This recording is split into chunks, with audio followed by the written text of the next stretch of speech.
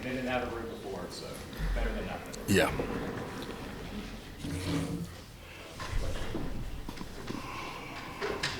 Yeah.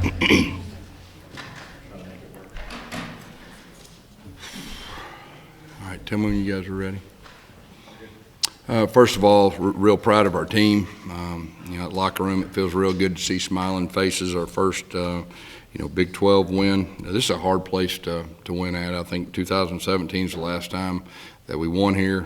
2 years ago. They handed it to us really good. So, and I'm real proud of the way that our guys won the game. The best feelings winning games is when it goes down the end, and you have to make those critical plays. And obviously, for the last 5 games, we didn't make them. We made them tonight. The big 2-point play stop was huge. We got the hands. I think Kobe Hudson got it, and then we got the first down to put the game away and was able to kneel the ball, and so that was really good. Our defense, season high 9 tackles for loss, season high 5 sacks. We rushed for over 200 yards. R.J. Harvey's turned himself into one of the better backs in our league, if not the country. Third downs, we struggled, I think, until the last 4. With the game on the line, we made the plays to win, and just proud of our team. Questions? Talk about how your offense stepped up late in that second half. The defense was getting some stops. You had to score the ball. John Rice was able to extend some drives with his leg. We hadn't seen that as much coming off the injury than R.J. Harvey. We just kind of made a point that, he's at his best when he makes plays with his legs. You could tell a couple of those runs he's not 100%, but he's still pretty good with that. And then, of course, made some big throws. I thought one of the bigger plays was, we did the double move to Javon down the sideline in the fourth quarter. I think it was 2nd and 9 or 10, and that was really a big play for us. And then we got the ball down the 1-foot line, and RJ went Wildcat, and we hadn't been greatly successful with Wildcat, and he bounced it out, and they were all playing in. That was a really big drive. Gus, you said on the radio Friday in Orlando that the losing streak was kind of eating you up a little bit. It was tough on you. Yeah, to say the least. What was the emotions for you in those last couple seconds as the clock wound down? We really didn't even talk about winning this week. We just really talked about playing for each other and picking each other up, be a team. Defense, if they need to be picked up, offense, pick them up. Defense, vice versa, special teams. Encourage each other. Don't sit on the bench over there when the other team has the ball. Get up there and then root for them. And our guys did that. And it felt really good that those games, those last plays, it didn't surprise me that we executed them. I'm glad to have the win. Turnovers bit you last week. You flipped the script this week. Yeah, we did. I think we got 2 turnovers of them. We protect the football. We're a pretty good team when we don't turn the ball over. I know that sounds like common sense, but it really is. Can you just put into words what this win means to the team after coming off of this streak? It's hard to win in this league. Anytime you do something new, and I knew this was a good league, but when you go through it, there's really no teams that you look on your schedule and you say, okay, we got a really good chance, and so you got to earn them. And this first year, that's really what we're learning, and it's good to get the first one. I think that'll get us some momentum. Obviously, we're playing a team that's really hot right now next week, but we're going to enjoy this tonight, and we wake up in the morning and we'll go ahead and start worrying about Oklahoma State. You talked about R.J. Harvey and his performance. Over the last 4 weeks, no one's probably been more solid for you guys than Harvey. What has really stood out for what he's been able to do in those third? Yeah, that was a real run on that one. He cut it back, wasn't it? That was really something. He set his blocks up. He came out of the left. He busted out to the right, and he showed real speed. He was a little banged up this week in practice. We had to be really smart with him, and you couldn't tell out there. And he's really impressive. Coach, more on your defense coming up big there. Yeah, that was big. We hadn't been very good stopping 2-point plays. And for us to do that right there, and I think we kind of based them out right there, and our guys stayed in their alley. They ran a little 2-point play that everybody in the country is running. And our guys hung in there. They threw it. We tipped the ball. And then you've got to get the onside kick. And, with all that adversity, especially in the games, and we hadn't been able to make the play, all those are pressure-type situations. And we got the onside kick, and then we were able to get the first down. It got, JR, I guess he slid a little early, so we had to get it, and we got it and were able to knee the ball down.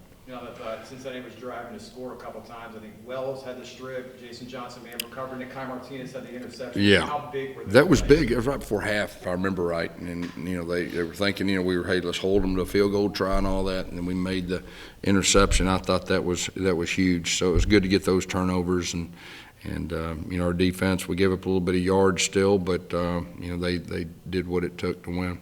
The fake punt with RJ Harvey. Yeah. I mean, that obviously must have had that in your bag for a while already. Yeah. Yeah. There's certain things that in certain times, that was a perfect time. I think it was left middle. We were waiting for a 4th down and 4 to 10, and sure enough, we executed the unfortunate thing. We didn't get any points out of it. And, you know, that was a tough deal right there on 3rd and 7. I think we threw a little swing and got a little wadded up right there, and then we, I think we missed the field goal. They changed up quarterbacks, but what did you think of the overall pressure that your defensive line put in? You know, I thought we did a good job. The 5 sacks, was really good. There's still some things we need to clean up. I think, everybody sees that, so we'll continue to work on that. What were you trying to do at center? Drake started the game. Yeah. So, they got, Drake is a guy that's been practicing really good, and he is a big, strong guy, and, of course, their nose is a full-grown man. I think everybody knows that. And so we just wanted to give him an opportunity. We had a few snaps that were a little bit, hot or whatever, and then we had the one where they jumped off sides, and we didn't snap it, and we snapped it late. And so I just went back to Bula there, and Bula battled. He's not as big or strong as Drake, but he's a battler. You talked about that finishing on. You guys have been talking about finishing for weeks Yeah. now. You get down to the end of this game, and Cincinnati marches down and scores.